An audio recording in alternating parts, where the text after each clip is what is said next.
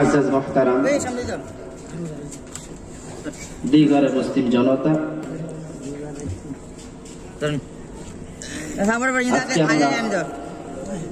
নুরুল হুদা ভাইয়ের বিবাহ অনুষ্ঠানকে কেন্দ্র করে ধর্মীয় সভা, ধর্মীয় আলোচনা, ধর্মীয় আসর ব্যবস্থা করেছি।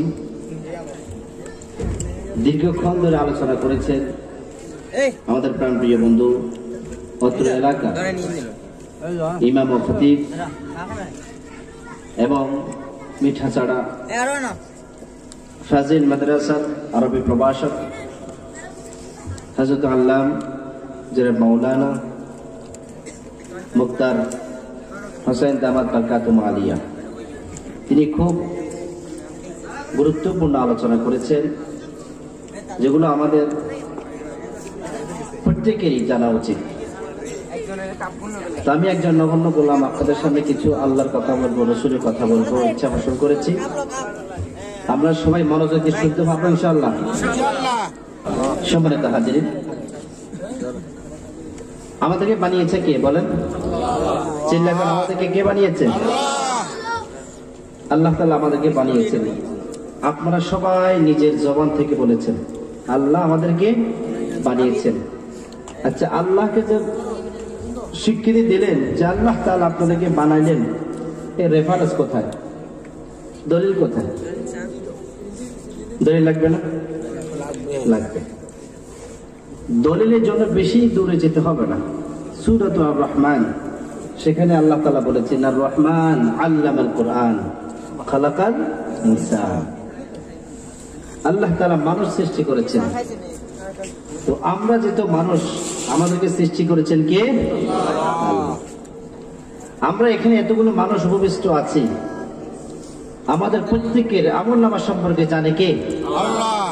একটু জিকির করি লা ইলাহা ইল্লাল্লাহ, লা ইলাহা ইল্লাল্লাহ, লা ইলাহা ইল্লাল্লাহ, লা ইলাহা ইল্লাল্লাহ, লা ইলাহা ইল্লাল্লাহ, লা ইলাহা ইল্লাল্লাহ। একটু জোরে করতে হবে লা ইলাহা ইল্লাল্লাহ, লা ইলাহা ইল্লাল্লাহ, লা ইলাহা ইল্লাল্লাহ, লা ইলাহা ইল্লাল্লাহ, লা ইলাহা ইল্লাল্লাহ মুহাম্মাদুর রাসূলুল্লাহ।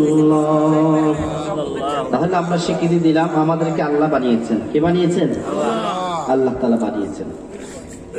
আল্লাহ তাআলা মানুষকে সৃষ্টি করেছেন।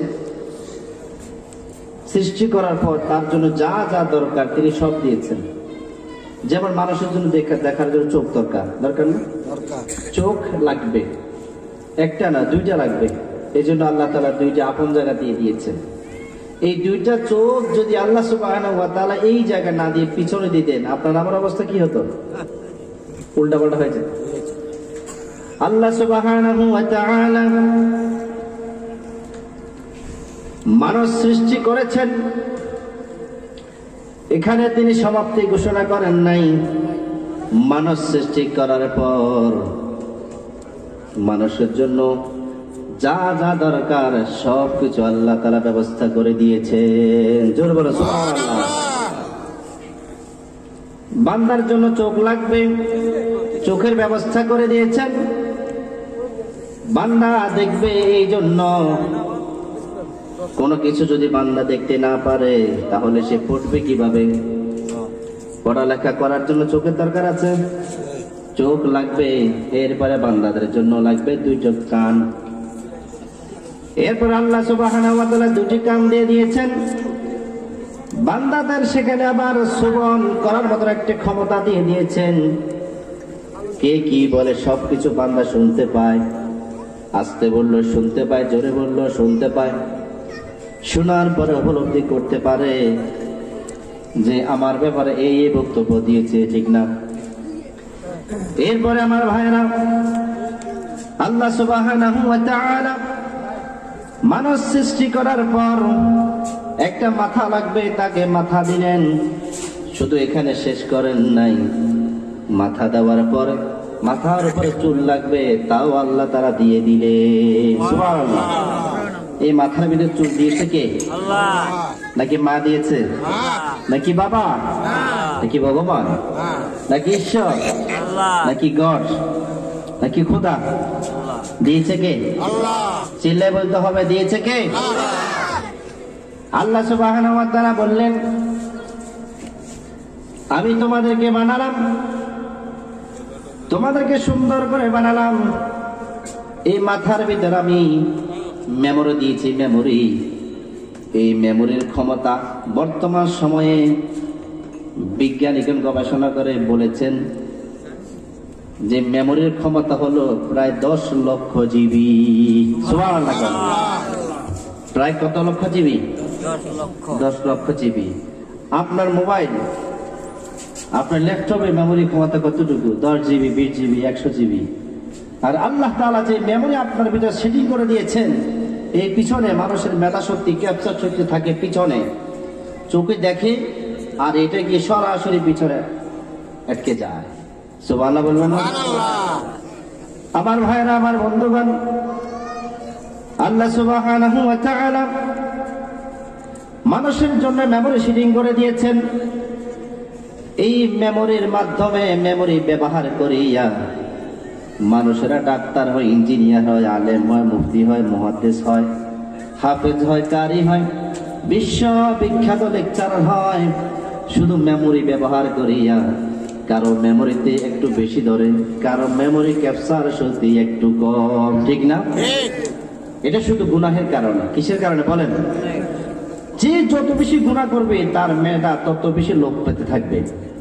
যে যত বেশি গুনাহ থেকে দূরে থাকবে তার মেধা ততটুকু সাফ থাকবে। সুবহানাল্লাহ। একবার ইমাম শাফি আলাইহি রাহমাত, তিনি তার ওস্তাদ ওয়াকিঈর কাছে গেলেন।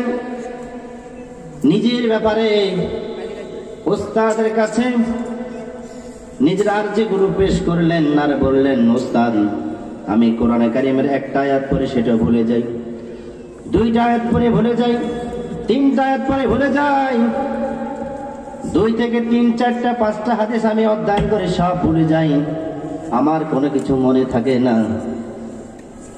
তখন ওয়াকি বললেন, হে শাফি, তুমি গুনাহ ছেড়ে দাও, আল্লাহ তাআলা তোমাকে কোরআনের বুঝ দিয়ে দিবেন। কোরআনের ধারণ ক্ষমতা আল্লাহ তোমাকে দিয়ে দিবেন। সুবহানাল্লাহ। তিনি সঙ্গে সঙ্গে বললেন, শাকাউতু ইলা ওয়াকি'in সুআ হাফিজি ফাআওসানি ইলা তারকিল মাআসি ফাইন্না নূরুম মিন ইলমিন ইলাহি ওয়া নূরুল্লাহি লা ইউতা লিআসি। চিল্লাক আল্লাহু আকবার। ইমাম সাহেব আলাইহির রহমান তার উস্তাদ ছাত্রকে উপদেশ দিচ্ছেন, গুনাহ ছেড়ে দাও। গুনাহ যদি ছাড়তে পারো তাহলে তুমি কোরআন আয়ত্ত করতে পারবা। গুনাহ যদি ছেড়ে দিতে পারো তাহলে তুমি নবীর হাদিস আয়ত্ত করতে পারবা।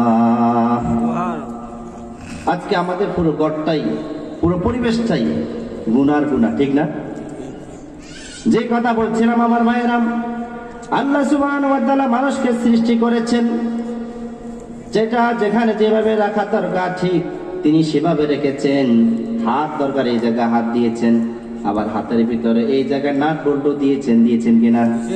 যদি আল্লাহ তাআলা 5টা আঙ্গুল সমান করে দিত, আপনি কি খাবার খাইতে পারতেন? খাবার খাইতে পারতেন না। আল্লাহ তাআলা যদি আপনার হাত এবং পা সব কিছু সমান করে দিলে আপনি কিছু করতে পারতেন না। আল্লাহ সুবহানাহু ওয়া তাআলা যদি আপনাকে নাক না দিতেন তাহলে আপনি কোনো কিছু গ্রাণ শুনতে পাইতেন না।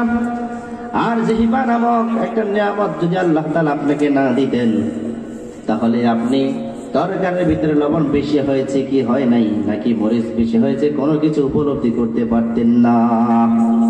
আল্লাহু আকবার। আল্লাহু আকবার। আমার ভাইরা, আমার বন্ধুগণ, আল্লাহ সুবহানাহু ওয়া তাআলা মানুষ সৃষ্টি করার পর এবার তাকে তিনি একটা সংবাদ দিয়ে দিলেন, শোনো, আমি তোমাকে দুনিয়াতে পাঠাবো। দুনিয়াতে পাঠালাম, পাঠানোর পরে এবার বললেন যে তোমাকে আমি 60 থেকে 70 বছর হায়াত দিয়েছি, এই সময়টার ভিতরে আমার বিধান মতে চলবা। সুবহানাল্লাহ। আল্লাহ তাআলা কোরআনে কারিমে বললেন, ওয়ামা খালাকাতুল জিন্না ওয়াল ইনসা ইল্লা লিয়াবুদুন। আমার ভাইরা, আমার বন্ধুগণ, আল্লাহ তাআলা কোরআনে কারিমের মধ্যে বললেন, ওয়ামা খালাকতুল জিন্না ওয়াল ইনসা ইল্লা লিয়াবুদুন। আমি মানব এবং দানবদেরকে সৃষ্টি করেছি কেবল আমার গোলামি করার জন্য। চিল্লাকে আল্লাহু আকবার। কার গোলামি করার জন্য? নাকি আমেরিকার, নাকি রাশিয়ার, নাকি সৌদি আরবের?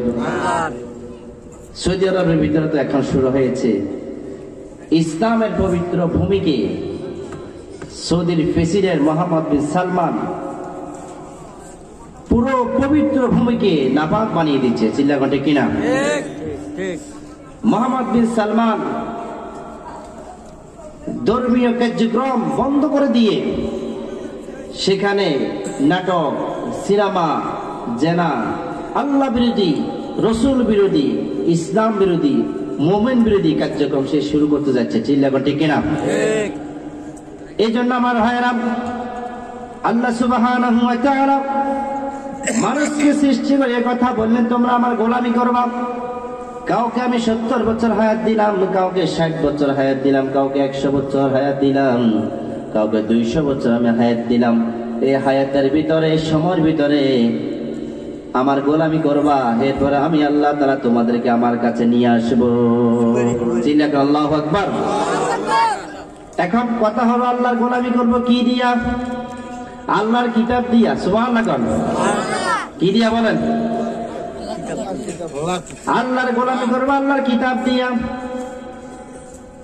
আল্লাহর কিতাব ছাড়া কোন জায়গাতে আপনি আল্লাহর গোলামি করতে পারবেন না। এই কিতাব এমন একটি কিতাব আল্লাহ তাআলা আপনার আমাদের জন্য দিয়েছেন, তামাম জগতের জন্য দিয়েছেন। এই কিতাব দুনিয়াতেও লাগবে, কবর গেলেও লাগবে, হাসরের ময়দানেও কিতাব লাগবে। চিল্লাকে আল্লাহু আকবার। আমার ভাইরা, আমার বন্ধুগণ, দুনিয়াতে কিতাব, এই কিতাব লাগবে দুনিয়ার জীবনে। আপনি যদি অর্থনৈতিক জীবন ব্যবস্থা পরিচালনা করতে চান, সেখানেও কিতাবের দরকার আছে না নাই? যদি আপনি সমাজ ব্যবস্থা পরিচালনা করতে চান, তাহলে কিতাবের দরকার আছে না নাই? এরপরে পরিবার চালাতে চান, সেখানে কিতাবের দরকার আছে না নাই? রমজান মাসের ভিতরে খতমে তারাবি পড়বেন, সেখানেও কিতাবের দরকার আছে না নাই? আমার ভাইরা, আমার বন্ধুগণ, যদি আপনি রাষ্ট্র চালাতে চান, সমাজ চালাতে চান, আন্তর্জাতিক পর্যন্ত পরিচালনা করতে চান, সব জায়গায় কিতাবের দরকার আছে না নাই? ব্যবসার ক্ষেত্রে কিতাব আছেনি? তার মানে বোঝা গেল, লিকুল্লি শাইইন তিবিয়ান।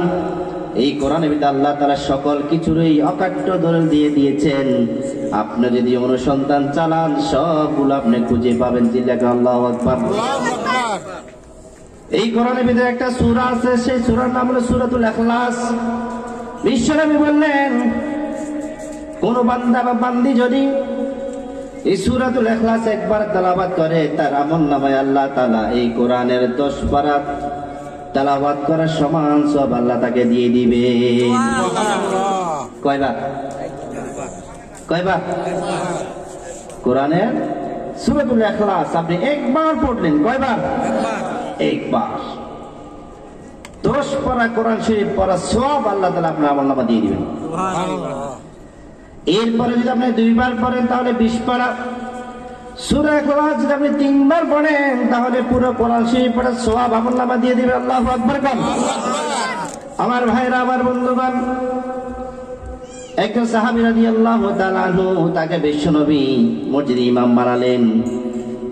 এরপরে ওই সাহাবী রাদিয়াল্লাহু তাআলা আনহু প্রত্যেক নামাজের ভিতরে সূরাতুল ইখলাস তেলাওয়াত করেন। এখন পিছনে মুসল্লি অন্য সাহাবীগণ অভিযোগ তুলল, বিশ্ব নবীর কাছে গিয়ে বললেন, হে আল্লাহর রাসূল সাল্লাল্লাহু আলাইহি ওয়াসাল্লাম, আপনি যাকে ইমাম বানালেন, তিনি তো 5 ওয়াক্ত নামাজের ভিতরে শুধু সূরাতুল ইখলাস তেলাওয়াত করে। একটা সূরা লইয়া ইমামতি করতে পাইছে। কয়টা সূরা লইয়া? আমাদের মুক্তার সাহেব হুজুর যদি একটা সূরা তেলাওয়াত করে সবসময় নামাজে রাখবেন নি? কি রাখবেন? হুজুরের কাছে হুজুর এই একটা দুইটা সূরাওয়ালা আমাদের হুজুর দরকার না, মুসল্লি যান, আমরা আছি এখানে, ঠিক না? ওই সাহাবী রাদিয়াল্লাহু তাআলা আনহু একটা সূরা তেলাওয়াত করতেন। বিশ্বনবী সাল্লাল্লাহু আলাইহি ওয়াসাল্লামের কাছে সাহাবায়ে কিরাম রিদওয়ানুল্লাহি তাআলা আজমাইন যখন অভিযোগ করলেন, বিশ্বনবী সাহাবীকে ডাক দিলে বললেন, হে সাহাবী, তোমার ব্যাপারে আমার কাছে এমন এমন রিপোর্ট এসেছে, সেটা কি সত্য নাকি বলো? সাহাবী রাদিয়াল্লাহু তাআলা বললেন, ইয়া রাসূলুল্লাহ, 100% সত্য, এর মধ্যে বিন্দু মাত্র মিথ্যা নাই। এরপরে বিশ্বনবী বললেন, সাহাবী, তুমি কেন এই কাজটা করো?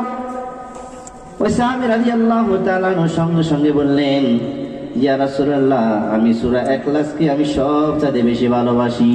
সুবহানাল্লাহ। এরপর নবীজি বললেন, কেন ভালোবাসো? ওই সাহাবী বললেন, আমি এই জন্য সূরাকে এত বেশি ভালোবাসি, এই সূরার ভিতরে আমার আল্লাহর পরিচয় পাওয়া যায়। সুবহানাল্লাহ। এরপরে বিশ্বনবী বললেন সাল্লাল্লাহু আলাইহি ওয়াসাল্লাম, বললেন, হে সাহাবী, তুমি যে সূরাকে ভালোবাসতা, শুনে নাও, আমি গ্যারান্টি দিয়ে দিয়েছি, এই সূরাই তোমাকে জান্নাতে নিয়ে যাবে। সুবহানাল্লাহ জন্য বলতে হবে। তাহলে এই কোরআন, এটা কি সাধারণ কোন গ্রন্থ? আল্লাহর ইবাদত করব কি দিয়ে? কোরআন দিয়ে। মনে আছে? আল্লাহর ইবাদত করব কি দিয়ে? কোরআন দিয়ে। আপনি জীবনে যেখানে যাবেন সেখানে কোরআনের ভিতরে আল্লাহর বিধান আছে না নাই? দুঃখ, আজকে সারা বাংলাদেশের 95% এই কোরআনের ব্যাপারে প্রাথমিক জ্ঞান পর্যন্ত শিখতে পারিনি, ঠিক না? লন্ডনে গেলাম, ডক্টরেট করতে পেরেছি। আমেরিকাতে গিয়েছি, ডক্টরেট করতে পেরেছি, পিএইচডি অর্জন করতে পেরেছি। মালয়েশিয়াতে গিয়েছি, তুরস্কে গিয়েছি, বিভিন্ন রাষ্ট্রে গিয়ে সব ডিগ্রি অর্জন করলাম, কিন্তু কোরআনের ডিগ্রি আমি অর্জন করি নাই। চিল্লাঘাটে কিনা? আমার ভাইয়েরা, আমার বন্ধুগণ, আমাদের জন্য বড় আফসোস, বড় আফসোস, বড় দুঃখ, বড় দুঃখ মনের ভিতরে পাই।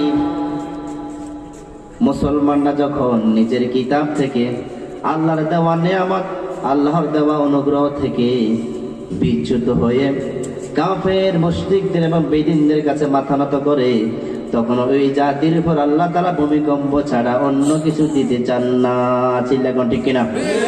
কিছুদিন আগে ভূমিকম্প হলো আমাদের বাংলাদেশে, এরকম ভূমিকম্প আর হয়েছে কিনা আমি জানি, আপনারা জানেন? 41 সেকেন্ড ভূমিকম্প হয়েছে। 6.1 তাপমাত্রা ছিল। ফজরের সালাত আদায় করার পরে পুরা মসজিদ কাঁপে, পুরা মসজিদ কাঁপে। চিন্তা করলাম, কি ব্যাপার, মসজিদ কেন কাঁপে? ফ্যান উত্তর আর দক্ষিণ দিকে যাওয়া আসা করে, ফ্যান তো কেউ চালায় নাই, কারণ সুইচ তো কেউ দেয় নাই, কেন ফ্যান লড়ে? মনে হচ্ছিল মসজিদ ভেঙে পড়ে যাবে। যারা বিল্ডিং ঘরে বসবাস করে তারা মনে করছে বিল্ডিং ভেঙে পড়ে যাবে, কেউ বলতে পারে না কিছু, ঘুমের ভিতরে পড়ে আছে। যারা নামাজি মানুষ তারা তো মসজিদে আছে, আল্লাহর কাছে ক্রন্দন করলো। সঙ্গে সঙ্গে মুসল্লিদেরকে বললাম, সবাই ইস্তেগফার করেন, আল্লাহর কাছে দোয়া করেন, আল্লাহ তাআলা যেন আমাদেরকে বিপদ থেকে মুক্তি দান করেন। সম্মানিত হাজিরিন, এই জন্য জীবনের সব ক্ষেত্রে কোরআনের দরকার আছে না নাই? আপনি যেখানে যাবেন, যেথায় যাবেন, পৃথিবীর যে প্রান্তে যান, এই কিতাব সব জায়গা আছে, সেখান থেকে নিয়ে একটা আয়াত তেলাওয়াত করবেন, আপনার আমলনামা লিখে দিবেন কে? আল্লাহ। এরপরে দেখেন কিতাব কবরের জগতে কেমনে লাগবে দেখেন। আমার ভাইরা, আমার বন্ধুগণ, মানুষকে যখন দাফন করা হয়, যখন তাকে কবরের ভিতরে রাখা হয়, মানুষ 40 কদম অতিবাহিত হয়। দুইজন ফেরেশতা সামনে এসে পড়ে। একজন ফেরেশতা থাকে তার মাথার সামনে, আর একজন থাকে তার পায়ের সামনে, পায়ের গোড়ায়। দুইজনে দুই প্রশ্ন করতে থাকে। একজনে জিজ্ঞেস করে, তোমার রবকে? তখন মৃত ব্যক্তি যদি উত্তর দিতে পারে, আমার রব আল্লাহ। এরপরে যদি লোকটা কাফের হয়ে থাকে, উত্তর দিতে পারবে না, সে বলবে লা আদরি লা আদরি, আমি জানি না, আমি জানি না, কারণ আমি দুনিয়ার জীবনে রবকে তো মানি নাই। হিন্দু জবাব দিতে পারবে? খ্রিস্টান, ইহুদি? সারা পৃথিবীতে যদি 800 কোটি মানুষ হয়, তার ভিতরে 600 কোটি মানুষ সবগুলো অমুসলিম। চিল্লা ঠিক কিনা? আর মুসলমান মাত্র 200 কোটি। কষ্ট 200 কোটি। অধিকাংশ মানুষ বামের দিকে। অধিকাংশ মানুষ কোন দিকে? বামের দিকে। আমার ভাইরা, আমার বন্ধুগণ, ওই মৃত ব্যক্তি যদি কাফের হয়, ওই মৃত ব্যক্তি যদি খ্রিস্টান হয়, ওই মৃত ব্যক্তি যদি ইহুদি হয়, তাহলে সে তো জবাব দিতে পারবে না। সে প্রত্যেক প্রশ্নের সঙ্গে সঙ্গে বলবে, উত্তর দেবে লা আদরি, আমি জানি না, আমি জানি না, আমি জানি না, আমি জানি না। আপনাদের কাছে একটা অনুরোধ করছি, কোনো একজন স্টুডেন্ট যদি পরীক্ষা দিতে চায়, তখন টিচার যদি তাকে প্রশ্ন করে এই উত্তরটা দাও, তখন ছাত্র যদি বলে আমি জানি না, আবার যদি আরেকটা প্রশ্ন করে, এরপরে সে যে উত্তর দেয় আমি জানি না, আবার যদি আরেকটা প্রশ্ন করে, আবার যদি উত্তর দেয় আমি জানি না, তাহলে টিচারই কি তাকে পাস দিবে বলেন? নাকি ফেল দিবে? তদ্রূপ ভাবে কবরের ভিতরে রাখার পর ওই ব্যক্তি যদি মুমিন না হয়, ইমানদার না হয়, তখন ওই ব্যক্তি বলবে লা আদরি লা আদরি, আমি কিছু জানি না। এরপর তাকে আবার দ্বিতীয় প্রশ্ন করা হবে, তোমার নবীকে? তখন এই লোকটি বলবে আমি জানি না, অথবা তার সামনে তুলে ধরা হবে আমাদের নবী সাল্লাল্লাহু আলাইহি ওয়াসাল্লামকে। তখন এই লোকটি বলবে আমি জানি না, আমি জানি না। আর মুমিনকে যদি প্রশ্ন করা হয়, মুমিন উত্তর দিবে নবিয়ুনা মুহাম্মদ সাল্লাল্লাহু আলাইহি ওয়াসাল্লাম, ইনি তো আমাদের নবী, যার জন্য আমি দুনিয়াতে মার খেয়েছিলাম, ইহুদিরা আমাকে ফাঁসি দিয়েছিল, গুম করে ফেলেছিল, আমি কত কষ্ট করেছিলাম এই নবীর আদর্শ বাস্তবায়ন করার জন্য। চিল্লাকে আল্লাহু আকবার। 3 নম্বরে যখন তাকে প্রশ্ন করা হবে, তোমার দিন কি? তুমি দুনিয়ার জীবনে কোন মিল্লাতের উপর ছিলা? কোন ধর্মের উপর ছিলা? ইসলাম নামক ধর্মের উপর ছিলা, নাকি ইহুদি নামক ধর্মের উপর ছিলা, নাকি খ্রিস্টান নামক ধর্মের উপর ছিলা, নাকি মাজুসি ছিলা, নাকি বৌদ্ধ ছিলা, নাকি তিরিপা ছিলা, নাকি চাকমা ছিলা? কোন ধর্মের উপর ছিলা? সব তুমি বলে দাও মা দিনুকা। আর লোকটা যদি কাফের মুশরিক হয়, বেঈমান হয়, সে বলবে লা আদরি লা আদরি, আমি জানি না, আমি জানি না। আফসোস, আফসোস তাদের জন্য, সেদিন আফসোস করতে করতে আফসোস করতে থাকবে, কোনদিন আফসোস শেষ হবে না। শেষ হবে? আর মৃত ব্যক্তি যদি মুমিন হয়, সে সঙ্গে সঙ্গে বলে দিবে আমার দিন ইসলাম। চিল্লাক আল্লাহু আকবার। আমাদের দিন কি? দিনুনা ইসলাম। আমাদের দিন ইসলাম। মৃত ব্যক্তি যদি মুমিন হয়ে থাকে, তাহলে সে 3টা প্রশ্নের উত্তর দিতে পারবে, তোমার রবকে, তোমার দিন কি, তোমার নবীকে উত্তর দিতে পারবে। আর কাফের হয়ে থাকলে তার মুখ থেকে লা আদরি ছাড়া অন্য কোন শব্দ বের হবে না। এবার মুমিনকে জিজ্ঞাসা করা হবে, হে মুমিন,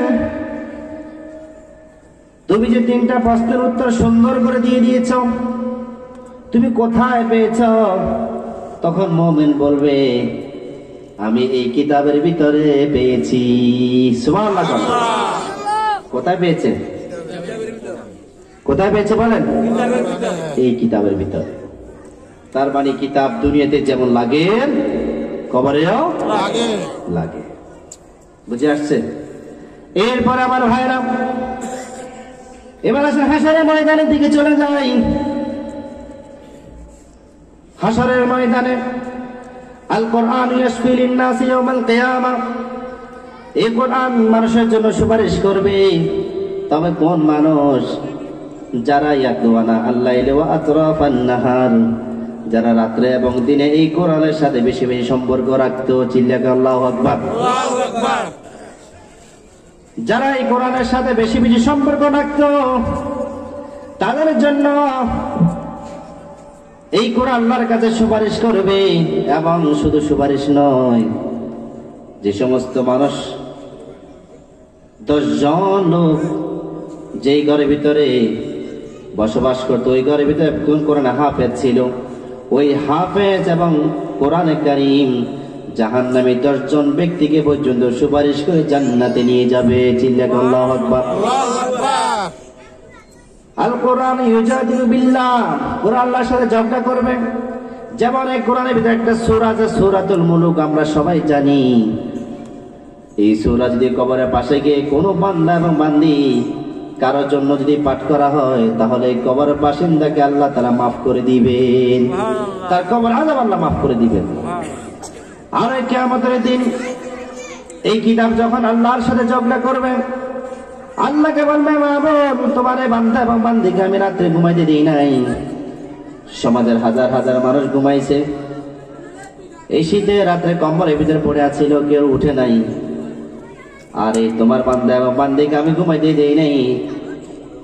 শীত কি তাদের লাগে নাই? তাদের শীত লেগেছিল। তারপরে তোমাকে ভালোবাসতো, তোমার কোরআনকে ভালোবাসতো, জাহান্নাম থেকে বাঁচার জন্য, জান্নাতে যাওয়ার জন্য রাতের আধারে তেলাওয়াত করতো, গুনগুন করে তেলাওয়াত করতো। তখন এই কোরআন আল্লাহ তাআলার কাছে বলবে, মাবুদ, তুমি তোমার এই বান্দা এবং বান্দীদেরকে মাফ করে দাও। তখন আল্লাহ তাআলা বলবেন, হে কোরআন, আমি তোমার সুপারিশ গ্রহণ করলাম এবং তোমার সুপারিশ অনুযায়ী আমি সবাইকে মাফ করে দিলাম। চিল্লাকে আল্লাহু আকবার। সম্মানিত হাজিরিন, বলেছি কোরআন দুনিয়াতে লাগবে, এক্সাম্পল দিলাম। বলেছি কোরআন কবরে লাগবে, এক্সাম্পল দিলাম। বলেছি কোরআন হাসরের ময়দানে লাগবে, সেটার এক্সাম্পল দিলাম। এবার আমার ভাইরা, আমার বন্ধুগণ, যদি আমরা কোরআন শিখতে না পারি,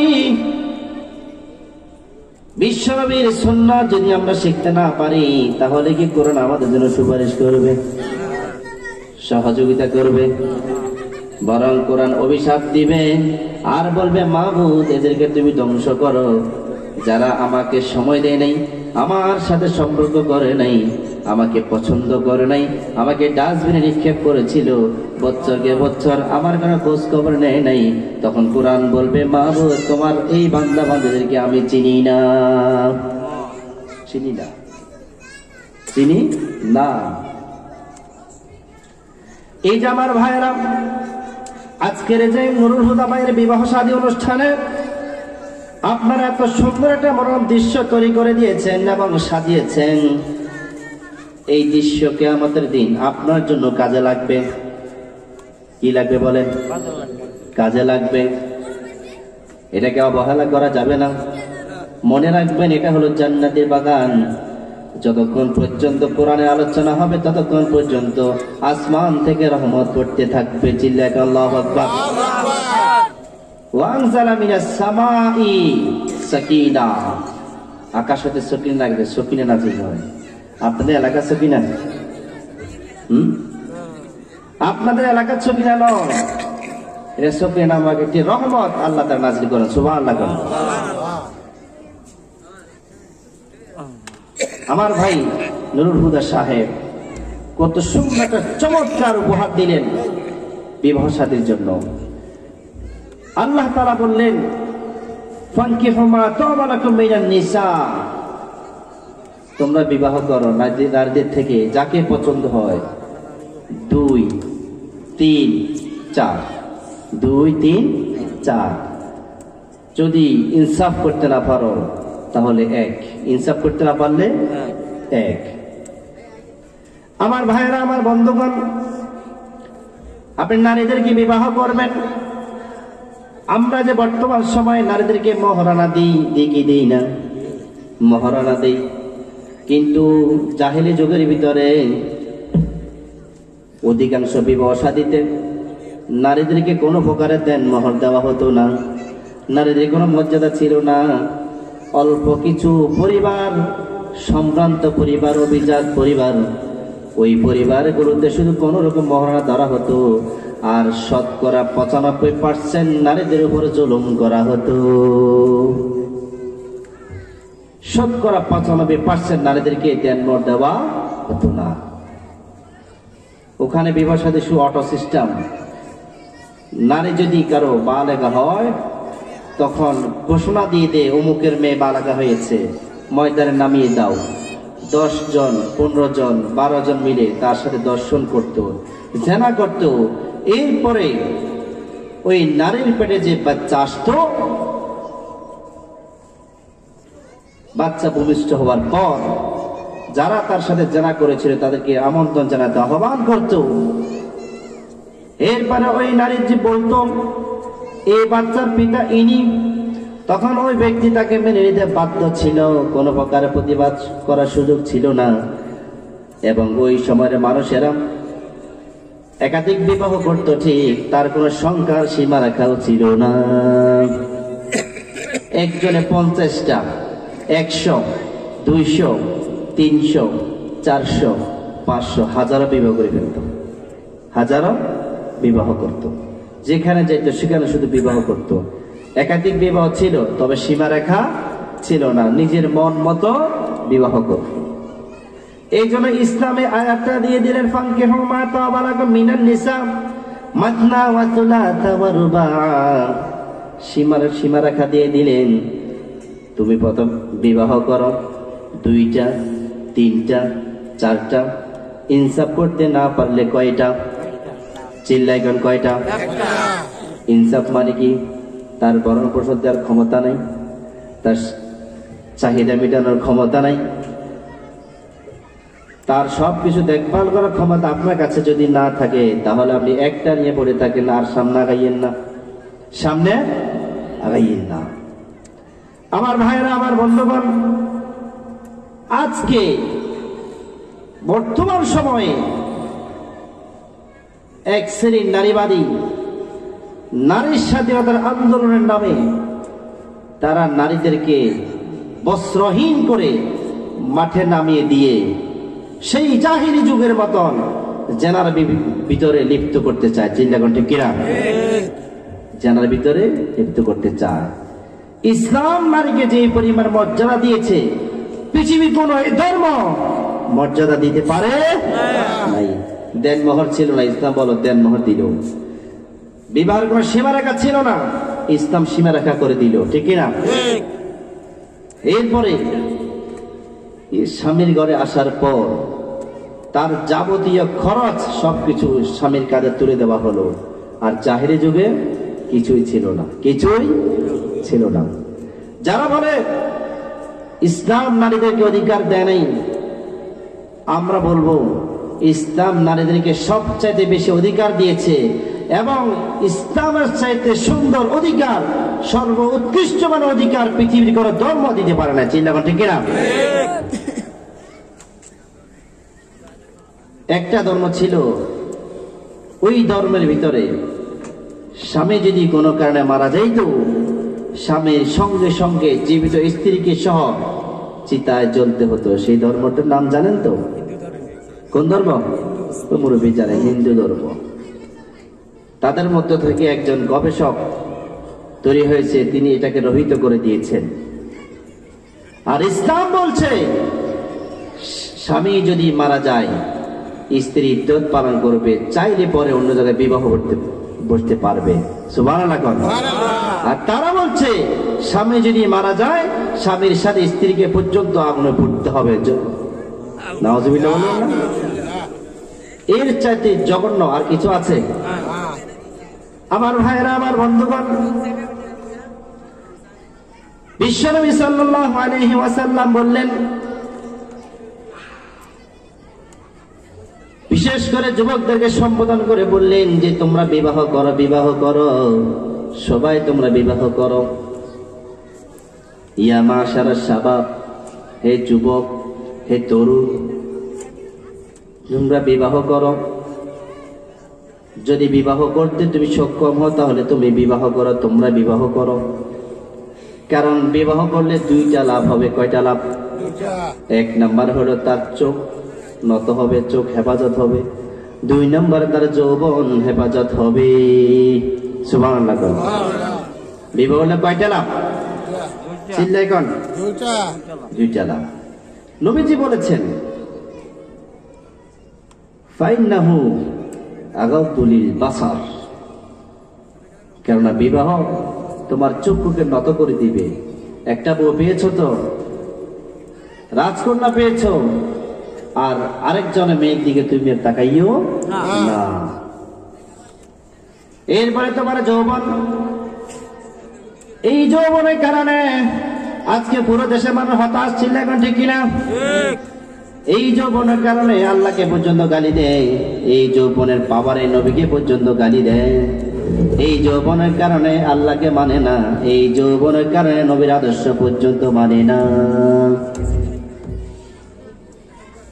যৌবনের পাওয়ার, যুবককে যদি বলে হে যুবক তুমি রেডি হও ইবাদত করার জন্য, যুবক বলে হুজুর আমার যৌবনের পাওয়ার, আমার এখন ইবাদত দরকার নাই, আমি সারা রাত ধরে ক্রিকেট খেলবো, ফুটবল খেলবো, কক খেলবো, আছে না নাই?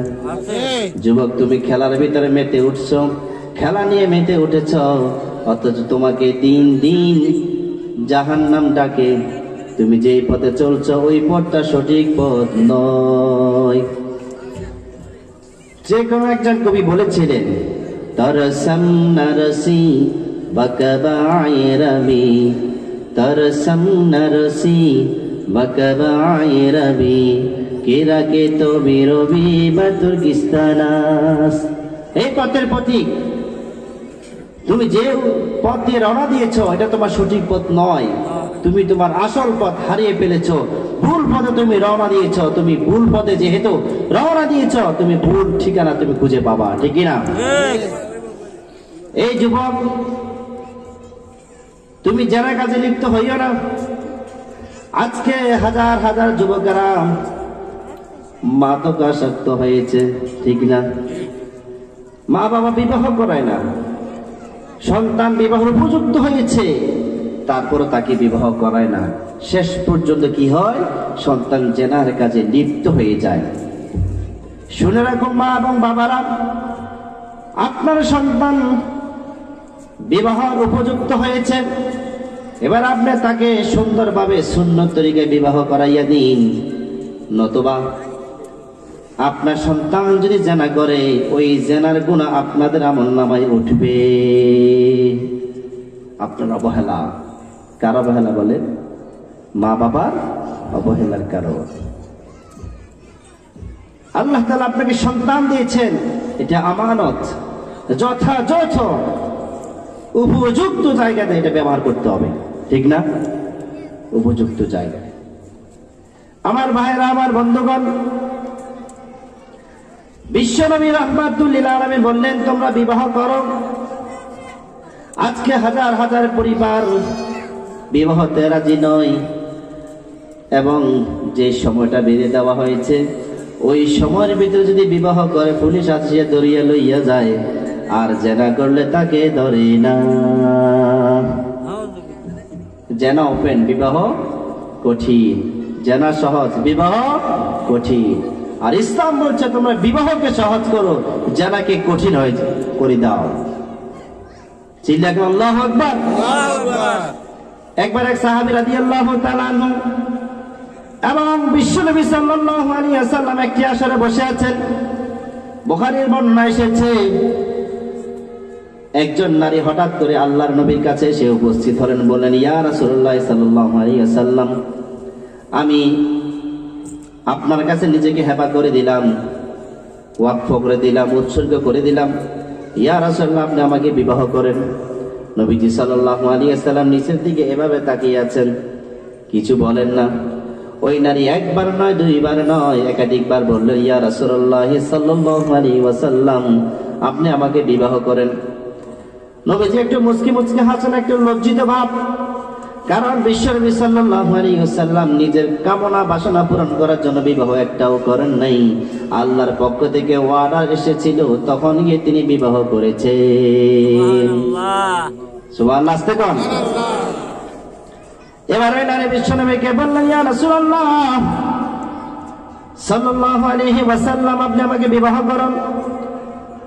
বিশ্বনবী যখন কোনো সাড়া দেয় নাই, তার কোনো প্রশ্নের উত্তর দেয় না, ওই যে সঙ্গী সাহাবী রাদিয়াল্লাহু তাআলা আনহু বললেন, ইয়া রাসূলুল্লাহ সাল্লাল্লাহু আলাইহি ওয়াসাল্লাম, আপনি যদি বিবাহ না করেন তাহলে আমাকে বিবাহ করাইয়া দেন। সাহাবী ওপেন করে দিচ্ছে, আমাকে বিবাহ করাই দেন। নবীজি বললেন, তোমার কাছে কি আছে?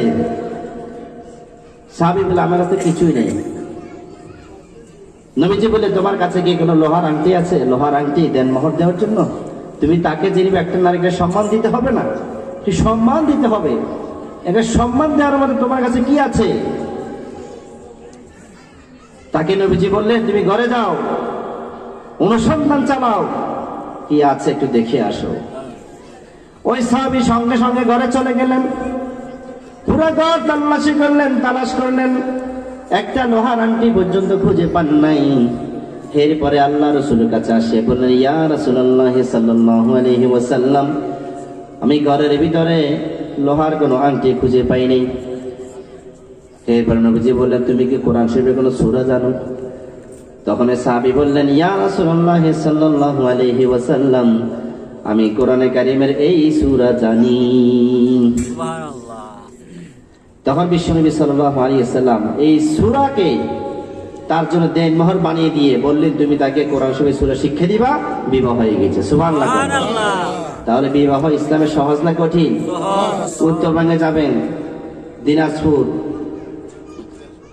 এদিকে পঞ্চগড়, দেবীগঞ্জ, বিবাহ একবার সহজ। 5,000 টাকা দিয়ে আপনি বিবাহ করতে পারবেন। বিবাহ কঠিন করেছি কয় জায়গায়? নাম্বার 1 আমাদের চিটাগাং, নাম্বার 1 আমাদের চিটাগাং, নাম্বার 2 ঢাকা, নাম্বার 3 সিলেট। এই বাংলাদেশের ভিতরে 3টে জায়গায় বেশি টাকা পয়সা, 3 জায়গায় টাকা পয়সা বেশি। এই জায়গায় বিবাহ বেশি কঠিন, এই জায়গায় বিবাহ কঠিন। আমাদের এখানে যদি কোনো যুবক বিবাহের কথা বলে, বিবাহের কথা চিন্তা করে, তখন তার মাথার ভিতরে আসে, মহারণা তো 10-12 লাখ ধরবে। এখন 10-12 লাখ দেন মোহর টাকা দিয়ে আমি মহারণা দিয়ে কিভাবে বিবাহ করবো? চিন্তা আসবেন? আসবে। আর উত্তরবঙ্গে যাবেন, বিবাহ কথা চিন্তা করবেন, মনে মনে আসবে 2,000, 3,000, 5,000, 2,000, 3,000, 5,000, সর্বোচ্চ 20,000। এর উপর মহারণা রেখে নাই। সুবহানাল্লাহ। বিবাহকে যত কঠিন করবেন তত জেনা হোক, জেনা বেবিচার সমাজে বাড়তে থাকবে। আর বিবাহকে যত সহজ করবেন তত জেনার নামক কবিরা গুনাহ সমাজ থেকে বিদায় নিয়ে থাকবে। সুবহানাল্লাহ। বিবাহকে সহজ করা যাবে? আমার ভাইরা, আমি কিছুদিন আগে একটা আড্ডা পড়িয়েছি। একজন কলেজের প্রফেসর, একটা দিনদার পরিবারে, মাত্র 1,50,000 টাকা দেন মোহর। আমাদের চট্টগ্রামের জন্য সবচেয়ে কম না? আরেকজন মতো আড্ডা পড়িয়েছে, মাত্র 50,000, এবং আমার মহারণা পর্যন্ত 1,80,000। অথচ যে পরিবারে বিবাহ করেছে এরা গরিব না তারা। তাহলে যদি আমরা ধর্মীয় জায়গা থেকে বিবাহ শাদীকে ব্যবহার করতে পারি, আল্লাহ তাআলা রহমত নাযিল করবে। সুবহানাল্লাহ। এখন যখন বিবাহের জন্য যায়, তখন কন্যার মা বাবা প্রথমে চিন্তা করে ছেলে কি করে, ছেলে কি করে। ছেলে কি সরকারি চাকরি করে? ছেলে কি স্টাবলস? ছেলে কি ব্যবসা প্রতিষ্ঠান আছে? কয়টা আছে? সে কি করে? আপনি কি বলবেন? রফিকুল আফসারি হুজুর মতো বলবেন ছেলে ক্যারম বোর্ড খেলে, ছেলে ছক্কা খেলে, ছেলে জুয়া খেলে, ছেলে সুদ খায়, ছেলে একবার ঠিক না? আপনি কি বলবেন? ছেলে ক্যারম বোর্ড খেলে, ছেলে ছক্কা খেলে, ছেলে জুয়া খেলে, ছেলে সিনেমা দেখে, অ্যান্ড্রয়েড সেট চালায়, বলে দিবেন। এছাড়া কিছুই নেই করার। আমার ভাইরা, আমার বন্ধুগণ, ইসলামের ভিতরে বিবাহর মতন সহজ আর কোন বিধান আছে এমন জ্ঞান আমার ভিতরে নাই, আমি জানি না। ইসলামের ভিতরে সবচেয়ে সহজ বিধান হলো কেবলমাত্র বিবাহ শাদী। একবারে সহজ। আজকে সেই বিবাহকে আমরা কঠিন করতে করতে এমন কঠিন করেছি, যার কারণে একটা পরিবারে কন্যার বয়স 40 বছর হয়, তারপরে বিবাহ হয় না, ঠিক না? একটা পরিবারে ছেলের বয়স 45 বছর হয়, তারপরে সেই বিবাহ করতে পারে না। আরেকদিকে প্রত্যেকটি থানা পতিতলা খোলা আছে, প্রত্যেকটি থানা। আর কিছু অর্থ সম্পদওয়ালা দুনিয়ালোভী আল্লাহ বিরোধী, তারা সার্বক্ষণিক ঘরের ভিতরে বউ থাকা সত্ত্বেও জেনাহের কাজে লিপ্ত। চিল্লা কর ঠিক কিনা? আমার ভাইরা, নবীজি বলেছেন, যুবকরা তোমরা বিবাহ করো, বিবাহ করলে তোমার চোখ ঠান্ডা হয়ে যাবে, তোমার যৌবন হেফাজত হবে। আজকে দুইটাই সমস্যা, চোখও ঠিক নাই, যৌবনও সমস্যা, ঠিক না? যৌবনেরই সমস্যা। যুবক কি করবে, কোথায় যাবে? এই জন্য সে মা বাবার কাছ থেকে সাড়া পায় না, সমাজের মুরব্বীদের কাছ থেকে সাড়া পায় না, শেষ পর্যন্ত মেয়ে নিয়ে এলাকা থেকে ভাগে। চিল্লা করে ঠিক কিনা? আমার ভাইয়েরা, আমার বন্ধুগণ, বিশ্বনবী সাল্লাল্লাহু আলাইহি ওয়াসাল্লাম বললেন, তোমার কাছে যদি অর্থ সম্পদ না থাকে, তুমি যদি খরচ বহন করতে না পারো, তাহলে শুনে রাখো, তুমি রোজা রাখো। রোজা রাখলে তোমার সব ঠান্ডা করে দিবেন কে? রোজা রাখবেন টানা। রোজা রাখলে আপনার মাথা গরম হবে না। মেয়ে একটা কলেজের একটা মেয়ে দেখলে পিছনে পিছনে দৌড়তে মন চাইবে না। চিল্লাকা ঠিক কিনা? আজকে যুবকেরা কলেজের মেয়েদের পিছনে পিছনে গুর গুর করে দৌড়ে, মনে হয় বিরিয়ানিকে রান পায় সেখানে, ঠিক না? আর এমন এমন যুবক আছে 10 থেকে 15টা মেয়ের সাথে লাইন লাগিয়ে রাখছে। আবার এমন এমন কিছু যুবতী আছে 15 থেকে 20টা যুবকের সাথে লাইন লাগিয়ে রেখেছে, শুধু ব্যবসা আর ব্যবসা। ফোন করি বলে, আমার জন্য টাকা পাঠাও, তোমার সাথে আমি প্রেম করবো। বাস, 4 দিক থেকে 20 দিক থেকে 20 জনের সাথে প্রেম করে, আর 20 জায়গা থেকে শুধু টাকা আর টাকা পায়। 100 করে 20 জন থেকে 2000 টাকা, ঠিক না? টাকা ইনকামের একটা পন্থা তারা অবলম্বন করেছে। আমার ভাইয়েরা, আমার বন্ধুগণ, নারী এবং পুরুষ যাদের কাছে বিবাহ সামর্থ্য নাই, তাদের জন্য নবীজি ট্রিটমেন্ট দিলে, তোমরা রোজা রাখো। তোমরা যে রোজা পালন করতে পারো, তাহলে আল্লাহ তাআলা তোমার যৌবনকে ঠান্ডা করে দিবে। সুবহানাল্লাহ। নূর হুদা ভাই কোথায়? ও দুলাল, রাইট, আমি রাইট, আই এম রাইট। যখন যাবেন শ্বশুর বাড়িতে, প্রথমে বলবেন আঁকতে হবে মসজিদে। কোথা হবে? চিল্লাগান কথা হবে। আঁকতে হবে কোথায়? মসজিদে। নবীজি বলেছেন, জাআলু নিকাহা ফিল মাসাজিদি, তোমরা বিবাহ সম্পাদন করো, আদ্য সংগঠিত করো মসজিদের ভিতরে। সুবহানাল্লাহ। মুসলমানদের আদালত মসজিদ। মুসলমানদের আদালত কোনটা? মসজিদ। মসজিদ থেকে আদ্য শেষ করে দোয়া করে 2 রাকাত নামাজ পড়ে শ্বশুরবাড়ির দিকে গুড়গুড় করে যাবে। ওখানে দেখবে শালিও থাকবে না, শালাও থাকবে না, সব বিদায়। আপনি মধ্যখান দিয়ে 2টা বিপদ থেকে বাঁচিয়ে গেলেন। প্রথম বিপদ, প্রথম গেটে ধরবে 5000 টাকা, 3 গ্লাস শরবত আর 3 থেকে 4টা মিষ্টি, আপনাকে দিবে একটা। বিল নিবে কত? 5000। তাহলে আপনি 5000 দেওয়া থেকে বেঁচে গেলেন। এবং চাচাতো শালা, মামাতো শালা, খালাতো শালা, এই 3 শালার আক্রমণ থেকে আপনি বেঁচেও গেলেন। চিল্লাগা ঠিক কিনা? দ্বিতীয় দফা যে বিপদ যেটা আসে, সেটি হলো শালিদির থেকে। মামাতো শালি, খালাতো শালি, চাচাতো শালি, এলাকার ছোট বড় শালি, সব শালিয়ে একটা ফুলের মালা, একটা সিজার, কেচি আর একটা পিতা নিয়ে রেডি। দুলা ভাই আসেন, ওয়েলকাম ওয়েলকাম, আসেন। কোথায়? স্টেজে আসেন। ডাকবে, আপনি যাবেন, ধরেন কেচিটা হাতে নেন, কাটেন। কাটবেন তো ভালো কথা, বের করেন। কি করেন?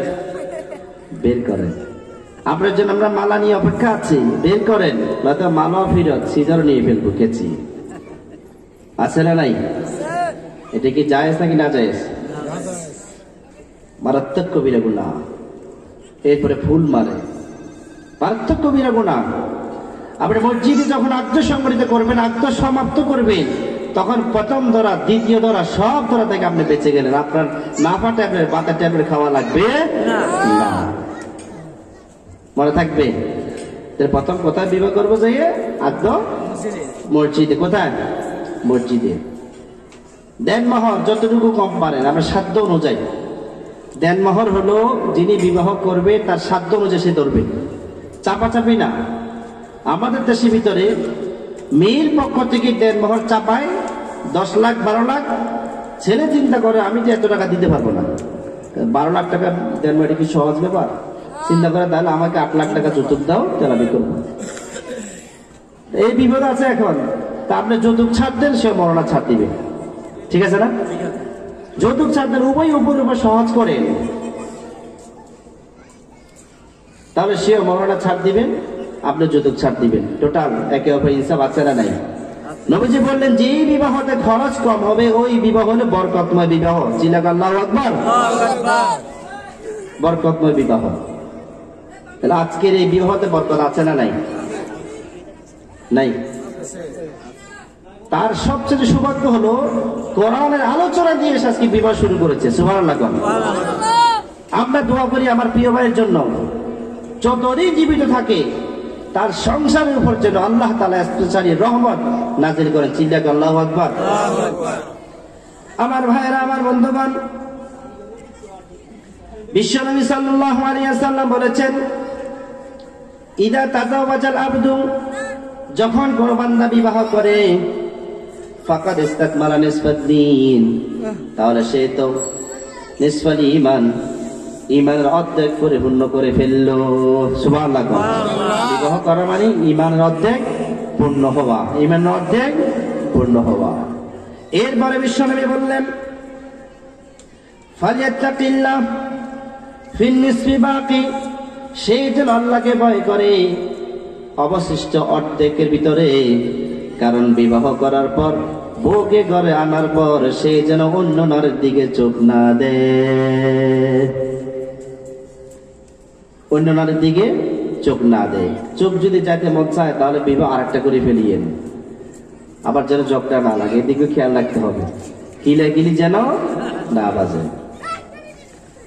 আমার ভাইরা, আমার বন্ধুগণ, এই সমাজের ভিতরে কিছু নারী এবং কিছু পুরুষ এমন আছে যাদের ছেলে সন্তান পর্যন্ত বড় হয়ে গিয়েছে, মেয়েকে পর্যন্ত বিবাহ দিয়ে ফেলেছে, তারপরেও পরকীয়ায় লিপ্ত। চিল্লা কোন ঠিক না? পরকীয়ায় লিপ্ত। জেনাহের কাজে অগ্রগামী হলো নারীরা, আর চুরির কাজে সবার আগে হলো পুরুষ। এই জন্য কোরআনুল কারীমে আল্লাহ তাআলা আস-সারিকু দিয়েছেন পুংলিঙ্গ দিয়ে, চোর, চোরের হাত কাটার ব্যাপারে।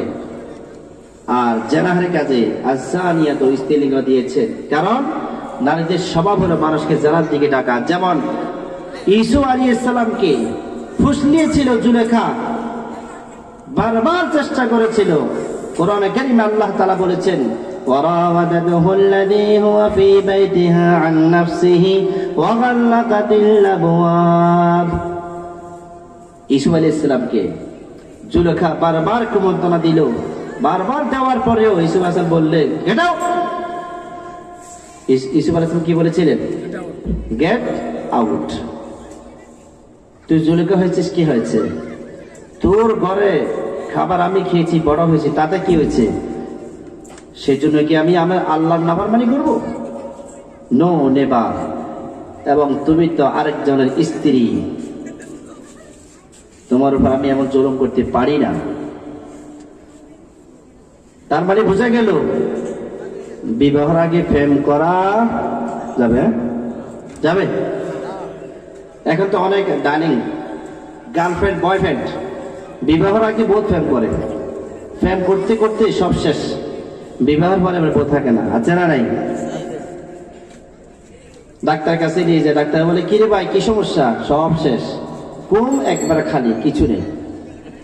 এই জন্য আমার ভাইয়েরা, যারা বিবাহ শাদী করেছেন তারা নিজেকে কন্ট্রোল করবেন।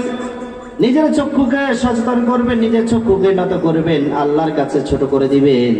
এরপর নিজের যৌবনকে আপনি হেফাজত করবেন। বিশ্বনবী বলেছেন, দুইটা জিনিসকে আমার উম্মতরা যদি জামিন নেই, নিজ দায়িত্বে নেয়, তাহলে আমি মুহাম্মদ তাদেরকে জান্নাতে নেওয়ার দায়িত্ব নিব। এক নম্বর সবার, দুই নম্বর লজ্জাস্থানের হেফাজত। আল্লাহ তুমি আমাদেরকে দুইটাই আমল করার তৌফিক দান করে, চিল্লা কোন আমিন। এরপরে আমার ভাইরা, আমার বন্ধুগণ, বিশ্বনবী সাল্লাল্লাহু আলাইহি ওয়াসাল্লাম বললেন, স্বামী স্ত্রীর ভিতরে কেমন মহব্বত হয়। বিবাহ করার পরে স্বামী স্ত্রীর ভিতরে মহব্বতের দরকার আছে না নাই? দুইজন দুই পরিবার, জীবনে কেউ কাউকে কোনোদিন দেখে নাই, কোনো সম্পর্ক পর্যন্ত ছিল না, দুইজনে ছিল অপরিচিত। এই দুইজনের ভিতরে আল্লাহ তাআলা এমন ভালোবাসা ঢেলে দেন, একে অপরের জন্য উপবাস পর্যন্ত থেকে যায়। স্বামী আসতে রাতের 2টা বাজে, স্ত্রী ঘরে লাইট জ্বালিয়ে বসে থাকে, আমার স্বামী আসবে, তারপরে খাবার খাবো। এই ভালোবাসা দিল কে? আল্লাহ।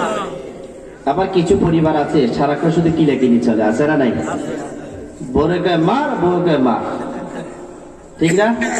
বউ বলে মার, বউ কি বলে মার, বউকেও মার, শুধু মার মার মার, মারামারি চলে, আছে না নাই? কিলাকিলি। এদের কিলাকিলি জ্বালা বাড়ির লোক সব হতাশ, এদের কিলাকিলি জ্বালা এলাকার মেম্বার হতাশ, কারণ মেম্বারের বিচার মানে না। এদের কিলাকিলি জ্বালা চেয়ারম্যান পর্যন্ত হতাশ। চেয়ারম্যান বলে, কি আন্দোলন শুরু করলি তোরা দুইজন ঘরের ভিতরে, তোদের জ্বালায় তো আমি চেয়ারম্যান পর্যন্ত ঠিক থাকতে পারি না, ঠিক কিনা? স্বামী স্ত্রী কিলাকিলি করা যাবে? মারামারি করা যাবে? স্বামী স্ত্রীর ভিতরে ভালোবাসা যদি বাড়াইতে চান, কোন পরিবারের ভিতরে স্বামী স্ত্রী মিল নাই, বেমিল, যদি সেখানে মিল করতে চান, ভালোবাসা করতে চান, তাহলে স্ত্রী স্বামীকে সালাম দিবেন, স্বামীও স্ত্রীকে সালাম দিবেন। নবীজি বলেছেন, যারা সালামের চর্চা বেশি করবে, আল্লাহ তাআলা তাদের ভিতরে ভালোবাসা বেশি সৃষ্টি করবে। সুবহানাল্লাহ। একজন মানুষ অনেক রাগ করেছে, অনেক রাগ, আপনার উপর আগে পায়ার যদি পায় ডাইরেক্ট ক্রস ফায়ার দিবে, কিন্তু তাকে যদি আপনি মোবাইল করে সালাম দেন, আসসালামু আলাইকুম ওয়া রাহমাতুল্লাহি ওয়া বারাকাতুহু, একবারে দিলেন, দুইবারে দিলেন, তিনবারে সবে সে বলবে, লোকটার প্রতি আমি কেন এত রাগ করে রইলাম, লোকটা তো আমার কাছে কল করে এবং আমাকে সালাম পর্যন্ত পাঠিয়ে দে। মনকে নরম করে দিবে কে? আল্লাহ। স্বামী স্ত্রী, স্ত্রী স্বামীকে সালাম দিবে, স্বামী স্ত্রীকে সালাম দিবে। এখন তো চিন্তা করবে, কি লজ্জার ব্যাপার, স্ত্রী আবার কেমনে স্বামীকে সালাম দেয়, স্বামী কেমনে আবার স্ত্রীকে সালাম দেয়। সালাম তো এখানে আসতেই পারে না, কারণ সালাম তো এলাকার আব্দুল সালাম, তার নাম চলে গেছে, ঠিক না? আব্দুল সালামের নামে রেখে দিলাম, এখন আবার সালাম করতে কে আসবে? সালাম মানে এরা শান্তি। যেই ঘরের ভিতরে যত বেশি সালামের প্রচার প্রসার বেশি হবে, সালামের প্র্যাকটিস বেশি হবে, ওই ঘরের উপর রহমত নাজিল করবেন কে? ওই ঘরের ভিতরে আল্লাহ তাআলা রহমত, বরকত, দয়া, মায়া দিয়ে ভরপুর করে দিবেন। অনেক পরিবার এমন আছে, অর্থ সম্পদের অভাব নাই, কোটি কোটি টাকা পয়সা, চট্টগ্রামে একটা বাড়ি, বারিয়ারহাটে একটা বাড়ি, ঢাকাতে একটা বাড়ি, সিঙ্গাপুরে একটা বাড়ি, এবং তার বড় হাসপাতালও আছে, কিন্তু এত অর্থ সম্পদ থাকার পরেও ঘরের ভিতরে গেলে পুরা ঘরটা যেন জাহান্নাম হয়ে যায়। পুরা ঘরটা কি জাহান্নাম। কারণ কি? দিন নাই। কারণ কি? দিন নাই, ধর্মীয় সংস্কৃতি নাই। ঘরের ভিতরে সালাম না দিয়ে স্বামী বাহিরে কাজে যাচ্ছে, স্ত্রীকে বলেন বাই বাই, গুগু, টাটা, আছে না নাই? হ্যাঁ, ইংরেজদের দেওয়া থিওরি গুলো আমাদের ইসলামের সংস্কৃতি পর্যন্ত বাদ দিয়ে দিচ্ছে। ইসলাম বলছে যাবার সময় তুমি সালাম দাও, ঢুকার সময় সালাম দাও, 24 ঘন্টা শুধু সালামের আমল করো, তো তোমাদের স্বামী স্ত্রীর ভিতরে মিল, মহব্বত এমন সৃষ্টি করে দিবেন যে স্ত্রী এবং স্বামী দুইজনে একে অপরকে এত বেশি ভালোবাসবেন যে ভালোবাসা অন্য কেউ পারবে না দিতে। আমার ভাইরা, আমার বন্ধুগণ, বিশ্বনবী সাল্লাল্লাহু আলাইহি ওয়াসাল্লাম বললেন, লাম তারা লিল মুতাহাবাইনি মাতালান নিকাহ।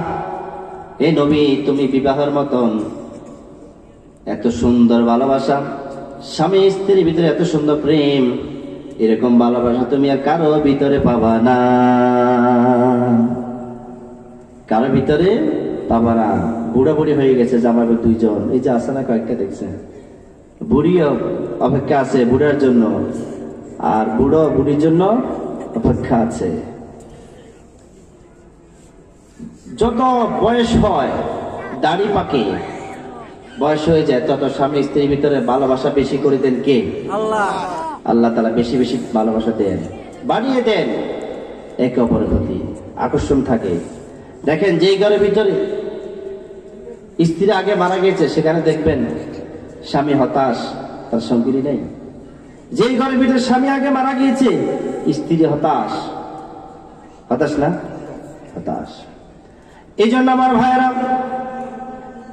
বিবাহ শাদী করেছি, স্বামী স্ত্রীর ভিতরে যদি ভালোবাসা সৃষ্টি করতে হয়, প্রথমে সালাম লাগবে, তারপর একটা কাজ করতে হবে। স্ত্রীর ভুল ত্রুটি হলে পরে স্বামীর এটা দায়িত্ব হলো, স্ত্রী যদি কোনো প্রকারে ভুল ত্রুটি করে তাহলে সেখানে স্বামী গিয়ে যেন দোষ না ধরে। আমাদের মা বোনদের স্বভাব যে কেউ যদি তাদের দোষ ধরে সেটা বরদাস্ত করতে পারে না।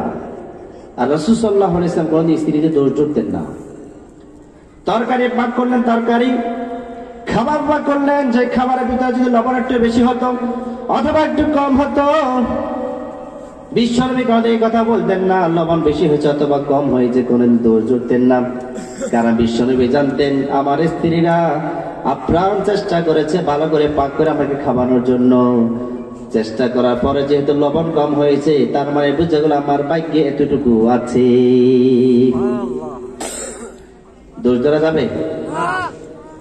স্ত্রী যদি কোনো কারণে তরকারির ভিতরে লবণ কম দেয় অথবা একটু মরিচ বেশি দেয়, প্রথমে ধরে স্ত্রীকে হাতুড়ে দিয়ে মাসি করবে, কেমন? পারবেন না? তো স্ত্রী বলবে ঠিক আছে আমাকে মারলা তো, পরবার তোমাকে আমি পায়খানা খাওয়া ছাড়বো, ঠিক না? দুষ্ট স্ত্রী হলে পায়খানা থেকে পায়খানা তোমাকে খাওয়াবে তরকারির সাথে, ও তরকারির প্রয়োজন ওদের খাবেই না, ও নিজে এক্সট্রা কিছু পাক করে আলাদা করে রাখবে। এই জন্য কোনো প্রকার স্ত্রী দোষ ধরা যাবে না।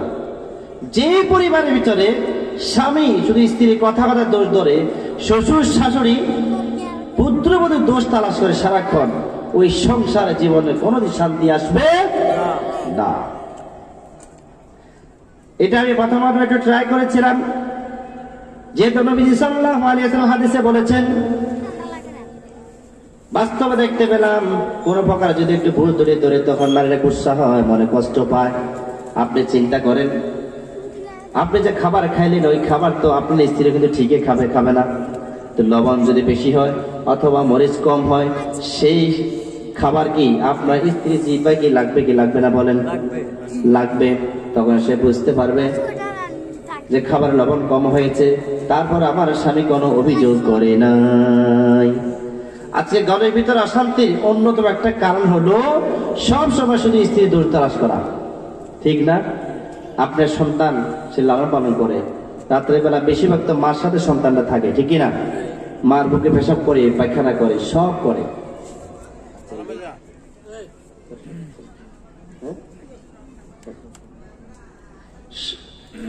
সন্তান বেশিরভাগ সময় থাকে মায়ের সাথে। মার যদি কামড় দেয় মা সহ্য করে না? সহ্য করে। মা পায়খানাতে গিয়েছে, বাচ্চা মা মা করে চিৎকার করছে, মা ঠিক মতো পায়খানা করতে পারে না, দৌড় দিয়েছে বাচ্চার জন্য। আমার সন্তান কি হলো, ঠিক না? আমার ভাইরা, আমার বন্ধুগণ, এই স্ত্রী কতগুলো কাজ করে আপনার চিন্তা করেন। আপনার রান্না বান্নার দায়িত্ব পালন করছেন, আপনি বাজার থেকে ছোট ছোট গুড়া মাছ এনে দিলেন, সেই গুড়া মাছগুলো পাক করা তার জন্য কষ্টকর, কারণ সময়ের ব্যাপার। এদিকে বাচ্চা আছে, বাচ্চাটা দেখতে হবে, বাচ্চার কাপড় চোপড় আছে তাও দেখতে হবে, আবার শীতের মৌসুম, বাচ্চার অনেক কিছু যত্ন করতে হবে, আবার নিজের যত্ন করতে হবে, স্বামীর যত্ন করতে হবে। তার কাজ কি কম না? অনেক কাজ। এরপর আবার পাক শাক, রান্না বান্না, সেগুলো করার পর আপনি শুধু একটু লবণ বেশ কমে মার দিবেন, একটা কথা হইল? আরে বাবা একটু মেনে নেন না, দেখবেন আপনি যে একটু দোষটা না ধরেন, আরেকবার আপনাকে আরো সবচেয়ে ভালো করি পাক করে আপনাকে খানা খাওয়াবে। সুবহানাল্লাহ। কারণ আপনি স্ত্রী মনে মনে লজ্জিত হয়ে যাবে, হায় রে আমার স্বামী দোষ ধরে নাই, অথচ কষ্ট পেয়েছে মনে মনে। শুধু স্বামী না, কেন মা খানা পাক করেছে, সন্তান খাবার খেয়েছে, তারপরও মায়ের সামনে এই কথা বলা অধিকার না, মা লবণ বেশ কম হয়েছে। অধিকার আছে? অধিকার নাই। যে কোনো একটা পরিবারের ঘটনা, তার মা খানা পাক করেছেন, মা এবং দুই ভাই সবাই মিলে খাবার খেতে বসেছে। এক ভাই হঠাৎ করে বলে উঠলো, মা খাবারের ভিতরে একটু বেশ কম হয়েছে, স্বাদ কম লাগে। দ্বিতীয় ভাই চিন্তা করলো, তুই তো আম্মুকে কষ্ট দিলি, কারণ মা তোর কাজ করলো, সংসারে যাবতীয় কাজগুলো শেষ করার পর খাবার খেতে এসেছে, সেখানে তুই মাকে কষ্ট দিচ্ছিস। কারণ যখন খাবারের দোষ ধরেছে সে সময় কি মা কষ্ট পায়নি? কষ্ট পেয়েছে। দ্বিতীয় ভাই বলে উঠল, ঠিক আছে তাহলে আগামীকাল তুমি পাক করিও, দেখবো তুমি কেমন পাকছি, কেমন পাক পারো। এটা যখন বলছে, মুখে কষ্টিপ লাগিয়ে দিল, বলল আর বলবো না, আর বলবো না। আপনার বোনে খাবার পাক করেছে, মা খাবার পাক করেছে, স্ত্রী খাবার পাক করেছে, আপনার শাশুড়ি খাবার পাক করেছে, দোষ ধরিয়েন না, দোষ ধরিয়েন না। কারণ নবীজি দোষ ধরেন নাই, আপনি কিভাবে দোষ ধরবেন? এক বেলায় তো, একদিনই তো কি হয়েছে? সংসারের ভিতরে শান্তি দান করবেন কে? এটা হলো 2 নাম্বার টপিক, স্বামী স্ত্রীর ভিতরে বেমিল থাকার এবং ঘরের ভিতরে অশান্তি সৃষ্টি হওয়ার। 3 নাম্বার টপিক হলো একে অপরের দোষ চর্চা করা, একে অপরের দোষ চর্চা করা।